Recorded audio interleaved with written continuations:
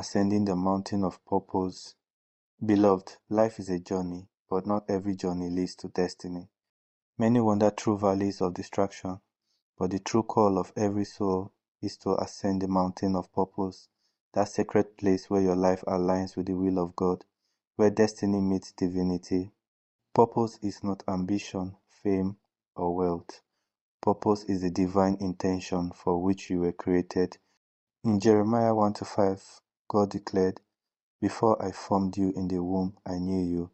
Before you were born, I set you apart. You are not an accident. You were sent, designed, and appointed for a mission."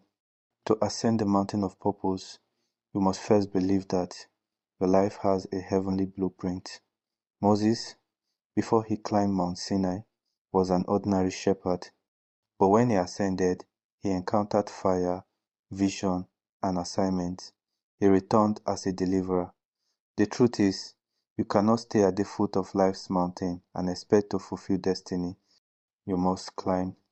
The climb is never easy. Mountains are steep, requiring strength, persistence, and focus. So it is with purpose. The greatest enemy of purpose is not always sin, but distraction. Many chase shadows, but those who fix their eyes on God ascend. Paul said in Philippians 3:14, "I press toward the mark for the prize of the high calling of God in Christ Jesus."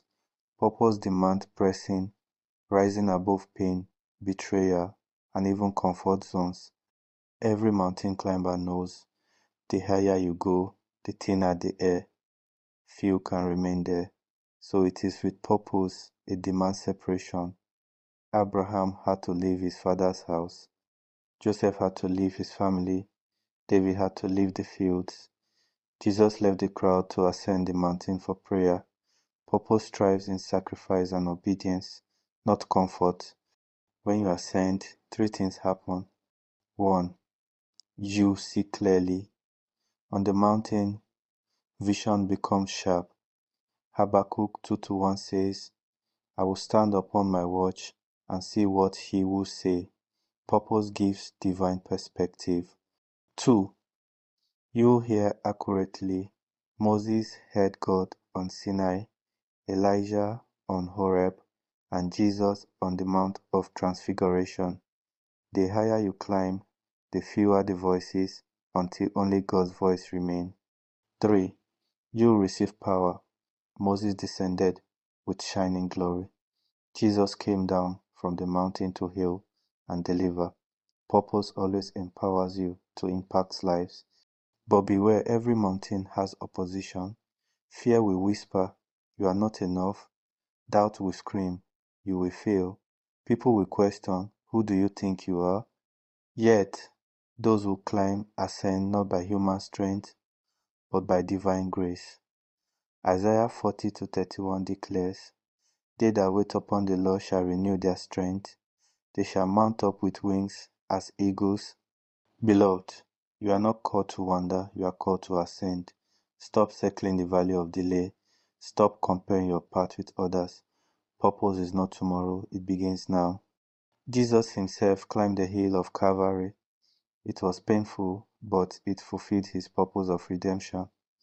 Likewise, your climb may be steep, but your destiny is greater than your struggle. On the summit of your mountain lies glory, legacy, and eternal impact. And remember, the mountain is not about your fame, but God's glory. Joseph's purpose preserved nations. Esther's purpose saved her people. Paul's purpose expanded the church. Your purpose is someone's answer, a generation's solution. Therefore, rise, break free from the valley of confusion, shake off the weight of delay, lift your eyes to the hills from where your help comes, ascend in prayer, in obedience, in faith. For on the mountain of purpose, your destiny awaits, your light shines, and your crown is given. I decree over you, you will not die in the valley, you will not waste your years in distraction, you will ascend, you will fulfill your divine assignment, and you will leave a mark that eternity cannot erase. Climb the mountain, fulfill your purpose, leave a legacy that echoes in heaven.